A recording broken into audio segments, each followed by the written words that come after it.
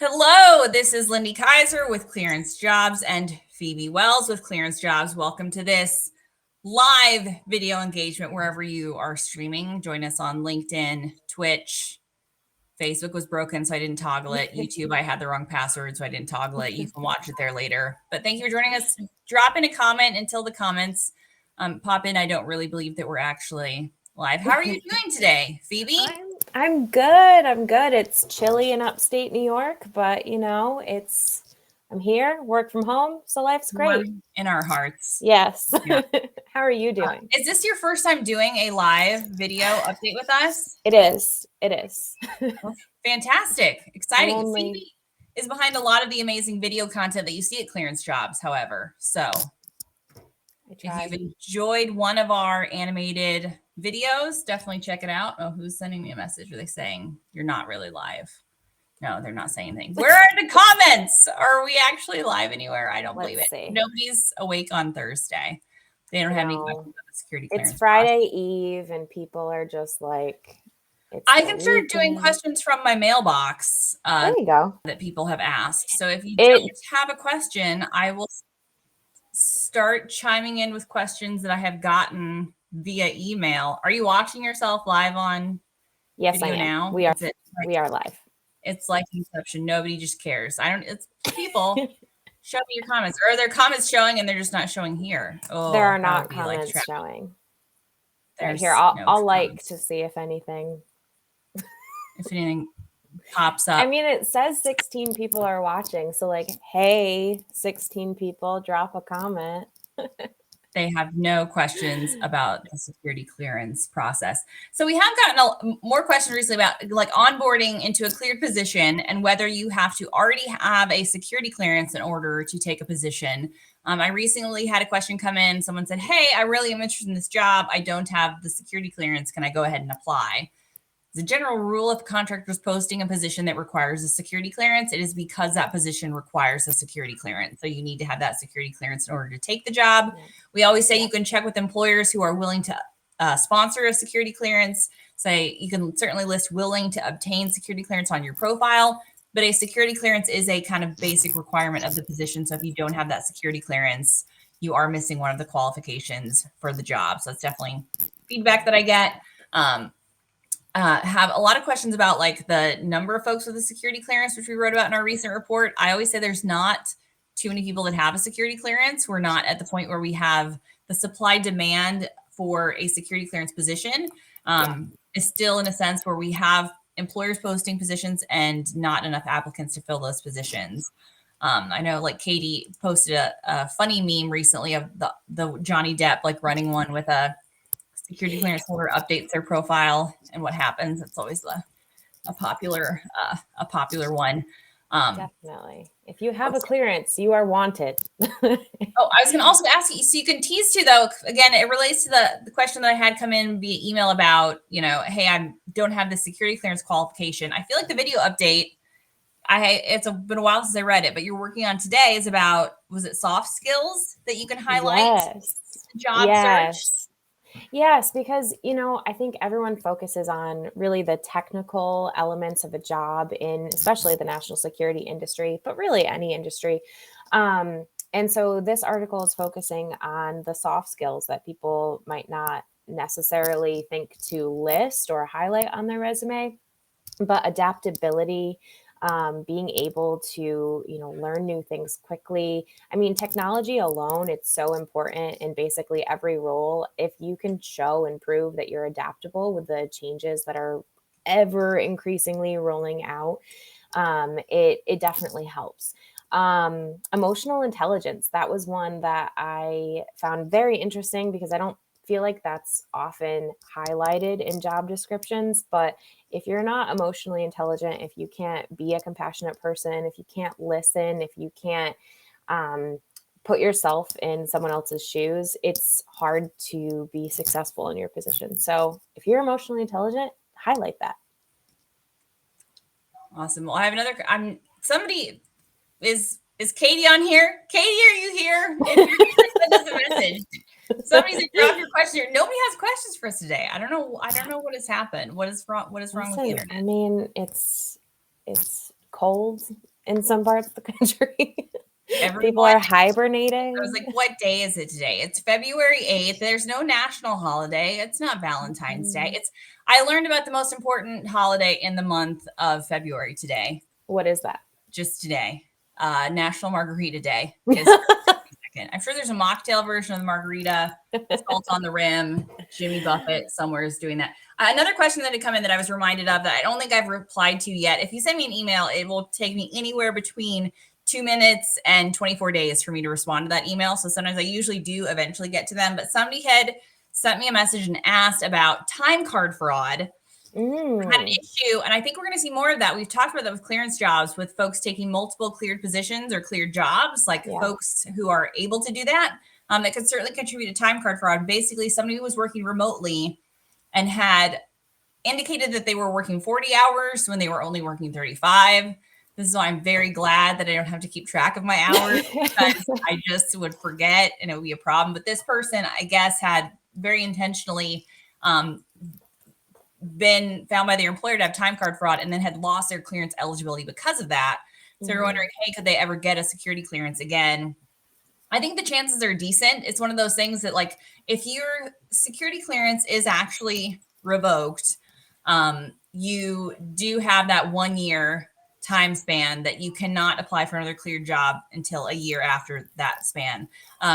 Again, I get a lot of questions via email, and then it's unclear exactly what's going on with that. So I don't know if the person was actually had their clearance denied or revoked and then had appealed that and then lost that. But it sounds like a case where, again, I only know the piece of the story that's actually sent in the email. Same thing with if you post something on our ClearanceJobs blog forum, we're going to give you advice based on what you share. The government obviously has all of the pieces that you have not disclosed to us. But basic time card fraud, again, in this case, especially, it was an entry-level employee who had just started, was working remote. They said they did not have great direction from their supervisor on what to do with their time.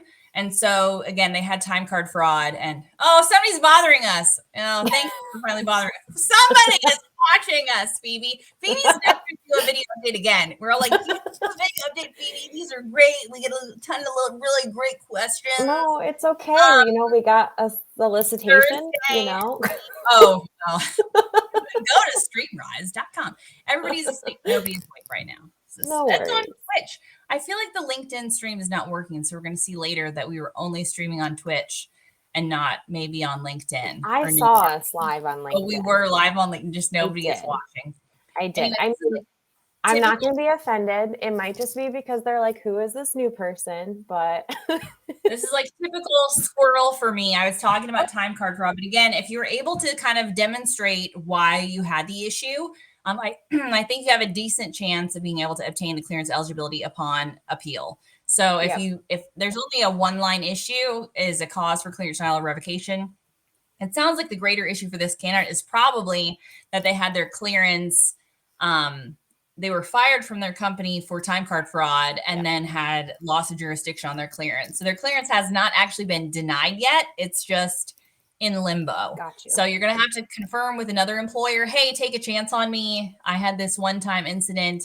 I had time card fraud. I did just kind of had with a lack of direction, and then displaying how, like, with more direction, with more accountability, I'm going to start using this app to keep track of my hours, or I'm going to do something else, like creating those structures.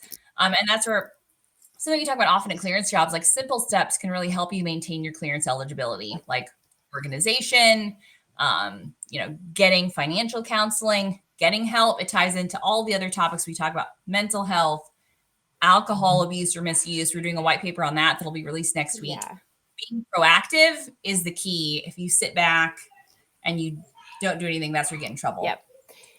I actually do see a comment on LinkedIn. I opened LinkedIn and it just didn't flow through to restream. But Kyle is asking, if you're due for a clearance re-up but plan on changing jobs, could that be a problem switching jobs?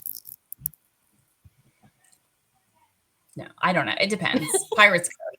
I like that. The answer only we always say clearance mobility and transferability are key things with Trust Workforce 2.0 that they're trying to make easier. So you should be able to pick up an investigation. Another employer should be able to pick that up. Even another agency should be able to pick that up. Transfer of trust should enable you to do that. Under continuous vetting, we get a lot of questions about the process of, hey, I did just get a question about that. Two sides of it. I'm under continuous vetting. Who do I self-report issues to if I'm not currently holding a clearance? And then the other side of the question that we got was somebody asking, hey, how long will my clearance remain current if I'm under continuous vetting? So the clearance should remain current for 3 years under continuous vetting. And you theoretically do not have self-reporting requirements if no one is holding your clearance. So if you're under CV, you just need to report that incident as soon as you onboard with your next employer. But the whole notion of like, can you transfer positions because we're under CV and you don't have a periodic reinvestigation that you're waiting for, that transfer process should be more seamless. If there is a pending investigation for a clearance upgrade or something like that, they may not continue it if you take another job that doesn't need it. There's no reason for the government to do that. But if it's just, if it's a part of your job, you're applying for a position and they need you to have that level of clearance and you're going for a re-up for that level of clearance, they should continue that investigation when you move. Got you. I don't know, Kyle. I hope that helped. Is. A question that I'm personally getting from the people in my life as I'm new to this industry is, how do you actually get a company and organization to sponsor you to get a clearance? Because you just spoke about applying to a job that requires a clearance, but you don't have one. So where does that leave people? If you're not in the military, if you're not, connected to a company, how do people break into it? This is big, and this is a big part of what we do at ClearanceJobs is trying to provide information and insights to that demographic, right? If you have never had a clearance before and you don't know what the process entails, how do you get a company to take a chance on you? It's really about matching your skill set to a position that the government needs and that requires that security clearance. So obviously, you can certainly look at the job listings on ClearanceJobs. You have to have an active clearance in order to actually log in. But all of the job search functionality you can check out without doing that. So if you find a position, you're like, I match on everything here except the clearance, it's certainly okay to go ahead and network and reach out to that employer, go to their career site, put your information in, see if they have ability to sponsor. A lot of the bigger companies, I was just talking to some of the GDIT, they were talking about how they have a lot of ability and capability to sponsor clearances now. CACI usually in that boat as well. So make sure your skill set matches though. I always like, my common mantra is like, I get a ton of emails saying like, I will accept any job. I don't have any job. Like we're not hiring for any job. That's not a position that we have. So checking out the positions and making sure you're a match for that specific position. If you're just wanting a security clearance, but don't have one, your best pathway is literally to find a match of the position. The other thing I'll advocate for is Department of the Army or department internships. So I'm a DA intern, former DA intern. I did that because I didn't have to use USA Jobs to get a job. So that was like an entry point into the government. I've heard from other folks across the science community, they have internship programs. There's a lot of those career fields, and those aren't just necessarily entry-level professionals. Yes, the compensation is a little bit more on the entry-level side, but they're going to give you training. They're going to onboard you into a government job. So if you really find you're not sure, if you're taking an internship, they are not expecting that you have the skill set already or that you're a master of the craft. It is a really good way to onboard, and then you'll get that clearance in hand. You'll have a skill set, and your transferability will be huge. So kind of check out entry-level co-op positions. I was talking to somebody about NSA co-op positions. That's a great opportunity. So the intel agencies, the government agencies do have co-ops, internships, a lot of training programs like that. So you mentioned the questions that you're getting. I just talk a lot on these calls. No, you're fine. You're the real expert here. I'm in training. Well, I want to know. So you're fairly new to ClearanceJobs still, which I forget because it feels like you've been with us forever. But what is kind of one of the surprising things that you've learned about security clearances or the security clearance process since starting? Oh no, you put me on the spot. Let's see. No, I think really just the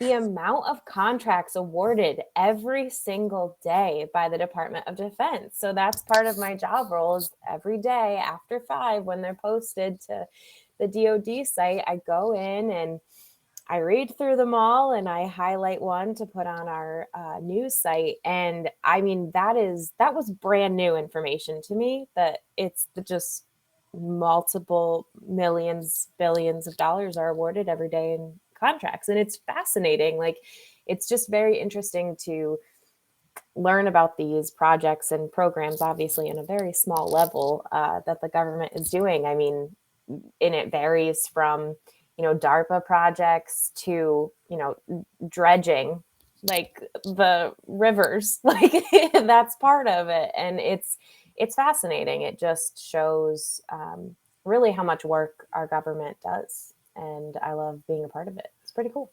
Yeah, no, I love the defense contracts are always interesting to read. What I love is when you find something that's like really unexpected, like some contract you did not think the government could possibly have. And the ones that we publish are literally just DoD. So that's just like a sliver of kind of the contract awards. If you have a hot tip for government contract awards and where you see them, we would love to find more of those over at ClearanceJobs because it is great.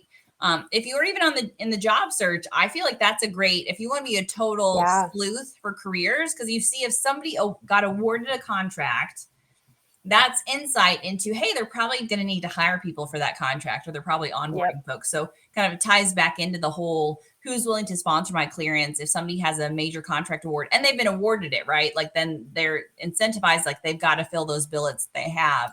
It's kind of good intel for candidates out there to reach out to those companies and say, hey, also shows that you're informed. I don't know. Katie's like here, like I would be super impressed if a candidate reached out as a recruiter and said, hey, I saw you recently were awarded this contract. Congratulations. Here I am. How can I become a part of it? Tell me more. I feel like that would be like a really informed applicant thing. And that's a big part of what we talk about at ClearanceJobs, like kind of the transactional job career search is it dead? I don't know. I don't like when people think things are dead. Email's dead. We keep talking about like all the things that are dead that aren't really dead. It's still out there. Again, especially if you've ever had to apply on USA Jobs, you still know what it's like to like sit in a job search graveyard. But a lot of career networking is like the things we have at ClearanceJobs: expressed interest. You can like a position, status messages. Like the employers that I see who are really bossing it are really creating kind of an employer brand experience where people can kind of resonate around that. Shout out to Nyla Solutions. They've been posting like some ClearanceJobs content lately. They have a book club, which is near and dear to my heart, that they post books about. Podcast. Yeah. So yeah, if you're reading a good book, drop it in the I can't see any comments now. I don't know if there are any comments. It's a restream fail. I screwed it up somehow. Technology is not my gifting. And so you're adaptable, though. I mean, I'm so sad when I see it later, but I'll reply to them later. Are there comments? I don't know. Yeah, I mean, so again, Kyle is coming with another clarification. Yeah, I mean, he's here for us, so thank you, Kyle. But he was clarifying that he has a cleared position in California, and he's thinking about taking a job in Tampa. And so basically, he's wondering if it won't be a problem for the next company in Tampa to pick up his clearance. It's very specific, but he is the only one. I'm not really a verbal processor. This is why I don't do audiobooks. I do reading. So I'm probably have to read. See, I need to read the comment and then I'd be able to respond to it intelligently. Right now I'm like, what kind of a language are you speaking? I think so. Yes. Like again, the geography does not matter. Like the security clearance system of record exists. Yep. And the vast majority of clearances are housed within the Defense Information System for Security. So DIS has all of those. And if you change employers, if you change agencies, if you change any of that, they can see it all. It's all going to connect. If you're transferring between the IC and DOD, IC down to DOD, that's easy. DOD up to IC, you're going to, ever get in, it's going to take a while because IC is special. But if it's a typical transfer of trust, I mean, DCSA can do those within less than a week. I think an average of 6 days. Oh, wow. So you're transferring between agencies, transferring within DoD. That's seamless. Should not be an issue. An employer can easily pick up that clearance. Again, Katie knows a lot about this as a recruiter. They will pick up your clearance and they want you. So not a problem. That makes sense. I just said things are popping up on my screen. This is just like not my technology day. I'm like waiting for it all to come crashing down. He's never going to do Ask. We are live. I've seen it. We're live somewhere. Somewhere we're live. Nobody. Yeah. Nobody can see us other than ourselves. I'm sure I did something wrong. Well, it was a fun time. Again, it's like improv rules. I feel like doing these, it always helps with my like capacity for improv. I feel a lot better. Thank you for making me I like it. that one year. If you have questions about the clearance process, we have answers over at ClearanceJobs. We're producing a ton of content. It's been a great week for content at ClearanceJobs. It always is. So check out our news site, check out the articles. Kyle, I'll read your question and provide it. It looks like they're deleted now, so I don't know what's going on. It's gone. I know. Keep saying my name. It's an OPSEC violation. I don't want it out there. He was a figment of your imagination, and he never really existed. Oh, no. I did it for myself. Anything else, Phoebe, before I go drink a margarita and drown myself? I don't think so. I think that's it. I'm grateful to have finished my first LinkedIn Live. It happened. You made it. I have no idea what happened or if we're live anywhere. I see Katie, but something terrible has happened. I've screwed something up. But it was fun. It was just nice to talk to you, Phoebe, anytime. It was lovely talking to you as well. So we got to catch up and chat for a little bit. And it sounds good. Practice lives. Goodness sakes. Happy Thursday, everyone. Happy Thursday.